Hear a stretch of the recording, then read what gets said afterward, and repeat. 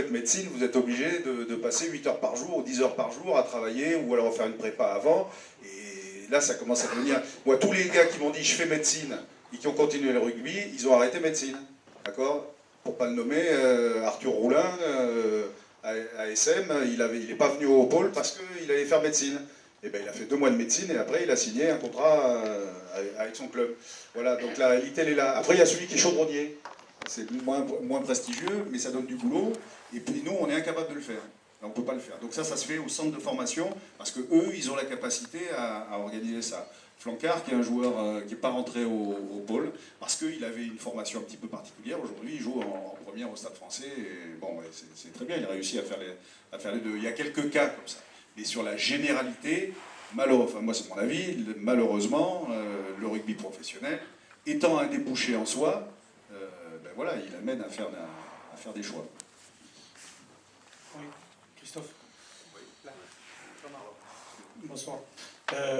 Est-ce que la solution, justement, ce ne serait pas, au lieu de signer des conventions de formation dans les périodes où les gamins doivent s'investir beaucoup dans le rugby et sont amenés à s'entraîner avec les pros, donc beaucoup, et ne peuvent pas toujours combiner parce que les études pas forcément adaptées à ce qu'ils veulent faire. Est-ce que la solution ne serait pas que ces conventions de formation, au lieu de les avoir au début, on les prévoit à la fin de leur carrière. Et la fin de leur carrière, ça peut être 1 an après avoir signé le premier contrat pro, ou 5 ans, ou 6 ans, ou 10 ans après. Est-ce que ce ne serait pas plutôt cette solution-là, c'est-à-dire qu'ils s'investissent énormément dans le rugby, tout en les obligeant à conserver je sais pas, de la culture générale, de l'anglais, des choses très basiques, mais qui leur servira quoi qu'il advienne, de bien parler français, de savoir s'exprimer devant une caméra, et par contre, d'avoir une convention de reconversion avec le club. Là, oui, on n'est plus dans la formation, on est dans la reconversion. Alors ça, les centres de formation, et ils font quand même dans l'ensemble un gros boulot là-dessus, sur la formation du joueur et la capacité à lui donner des atouts supplémentaires comme l'anglais, le média training ou des choses comme ça. Et après, sur la reconversion, c'est vrai que nous, on y est beaucoup moins sur la reconversion. Mais c'est important ce que tu dis, parce que former un joueur à 18 ans et qu'après il reprenne un boulot, s'il est informaticien 10 ans après, il est mort, quoi. C'est pas possible. Donc il faut que ce soit quelque chose qui soit fait Et ça, c'est quelque chose que fait Proval. Ça, c'est quelque chose sur lequel le syndicat des joueurs donc Proval, lui, travaille là-dessus, sur la reconversion du joueur. Et vraiment, il travaille absolument là-dessus. Et le ministère des Sports, il ne faut pas que je l'oublie, il fait beaucoup. Voilà. Mais c'est vrai que c'est une évolution importante. Après, les anciens qui sont bien reconvertis, hein, quand même. Je te demande, Roland. Il y a des beaux exemples. Bien sûr qu'il pourrait jouer Roland aujourd'hui. Moi, les tournois des années 70 où il y avait de la masse déjà, où il prenait les centres Gravel, Fenwick, etc. Et il prenait déjà des gros, le milieu du terrain, il existait déjà cette prise du terrain, hein, Roland. Oui, mais bon, comme le disait Marc, c'est d'abord une question d'envie, la défense, et aussi beaucoup de technique. Bon, moi je suis ravi parce que de tes propos tout à l'heure, parce que tout le monde ici s'intéresse à l'équipe de France, même si je fais un peu ancien combattant, tu m'en excuseras, mais je crois que j'ai retenu 2 mots. Technique individuelle et formatage. Alors, technique individuelle, c'est vrai qu'à une époque, dans la guerre, j'ai envie de dire, on travaillait beaucoup la technique individuelle. Puis, à partir des années 80-85, on a dit, bon, c'est bien, c'est très bien, mais aujourd'hui, on va faire du global move, on appelle ça comme ça. Je ne savais pas trop ce que ça voulait dire, mais j'ai compris, tout le monde se mélange, tout le monde joue ensemble. Puis finalement, on a totalement oublié la technique individuelle. Et ma foi, aujourd'hui, on revient un peu là-dessus, et je suis ravi. Mais ça ne se fera pas du jour au lendemain. Ce n'est pas parce qu'on le décide aujourd'hui qu'on va le faire dans 2 mois, parce que ça demande d'abord un état d'esprit et beaucoup de travail. Alors, si on s'y met de suite, on peut espérer. Après, bon, sur le formatage, moi, ce que j'ai ressenti, c'est l'importance et la mainmise de certains entraîneurs sur le jeu du joueur, quoi. J'ai l'impression que le joueur ne prend plus aucune initiative, qu'il est cantonné dans un secteur de jeu, de terrain, et qu'il fait exactement ce qu'on lui dit. Il n'a plus aucune initiative. D'abord, il ne réunit pas souvent sur le terrain, donc il ne va pas prendre beaucoup de plaisir. J'ai trouvé ça fort regrettable. Voilà. Oui, John West. Il y a longtemps, Roland m'a dit que peut-être je ne suis pas le meilleur centre, trois quarts centre en France, mais je ne fais pas beaucoup de fautes, je ne rate pas des plaquages et je marque toujours contre les Irlandais.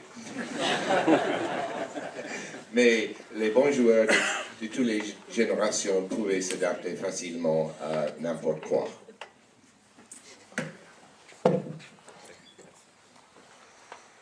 Marc, peut-être à qui on souhaite, je pense que tout le monde est unanime, beaucoup de réussite pour cet automne, Marc, sincèrement, on espère, on attend tous l'exploit qui amènera l'équipe de France le plus loin possible, on n'ira pas plus. Peut-être une conclusion sur ces échanges, sur le devenir du rugby, sur ce que vient de dire Roland.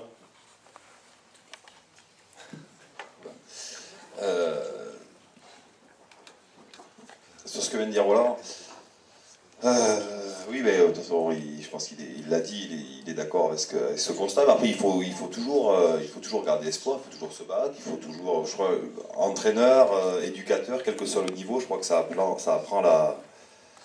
l'humilité, bien sûr, mais aussi la patience et la persévérance, et voilà, et quel que soit le niveau. Et donc, je pense que c'est le cas. Bon, moi, j'ai pris quelques gifles, quelques coups, quelques critiques. Mais je reste évidemment confiant, d'une part, déterminé. Je crois qu'on est aujourd'hui, il y a vraiment une rupture de plus en plus marquée entre le rugby pro, d'une manière générale, je ne dirais pas le rugby des clubs, mais le rugby pro et l'équipe de France à travers les institutions, d'une part, parce que c'est compliqué d'échanger, à travers les hommes aussi, qui dirigent ces institutions, à travers les hommes de terrain, entre les entraîneurs, les préparateurs physiques, les staffs médicaux, et qu'au centre, il y a l'équipe de France, enfin, ce qui devrait être au centre. Et c'est vrai que pour la première fois en 4 ans, comme c'est le cas pour tous les cycles de 4 ans, on va avoir l'opportunité d'avoir 2 mois avec des joueurs qui auront sur la tête une seule casquette, celle de l'équipe de France, et une seule mission, c'est peut-être compétitif pour la Coupe du Monde. Je n'ose pas dire d'être champion du monde, parce que voilà, moi le but c'est que au bout de 2 mois de préparation, ce soit des hommes différents, physiquement bien sûr, en termes de technique individuelle, en termes de stratégie, mais aussi il y a ce missionnement intérieur qu'on va créer pendant 2 mois pour être compétitif pour la Coupe du Monde. Après, vous savez bien, comme moi, regardez la Nouvelle-Zélande qui a été championne du monde la première année en 87, et je crois que nul ne peut nier l'évidence que la Nouvelle-Zélande est depuis 20 ans la meilleure équipe au monde, et ils ne sont pas champions du monde. Donc tout est possible. Moi, je reste persuadé qu'on sera présent et qu'on sera compétitif. Après, je ne peux pas vous promettre qu'on sera champion du monde. Merci Marc. Le mot de la fin à notre talonneur champion de France et président du comité, Tony Marem. Écoutez, il me reste à remercier François, l'école d'ingénieurs de Tarbes, bien sûr l'ensemble des intervenants, vous tous qui êtes venus, qui avez consacré une soirée à... J'aurais aimé que vous échangiez davantage avec nos intervenants. Un apéro, vient de dire Roland, oui, pourquoi pas. Et puis, avant de nous quitter, on va, bien sûr, comme tu l'as dit, souhaiter, Marc, parce que autour des terrains d'Armagnac-Bigorre, que ce soit les anciens internationaux, que ce soit nos éducateurs, nos joueurs, l'ensemble de rugby Armagnac-Bigorre, on te souhaite, bien sûr, comme vient de le dire Christian, un immense bonheur, parce que toi, tu as connu en tant que joueur aussi, je le rappelle, une finale, hélas perdue, mais on te souhaite, pour toi, pour ton équipe, pour le rugby français, faire juste un peu mieux qu'en 99. Voilà. Merci Marc. Et puis je voudrais pour rappeler ce qu'il faudrait dire, peut-être rappeler à nos jeunes joueurs, une phrase que j'ai prise il n'y a pas très longtemps de Bernard Hinault, qui disait « Si tu cours pour gagner de l'argent, tu ne deviendras pas un champion.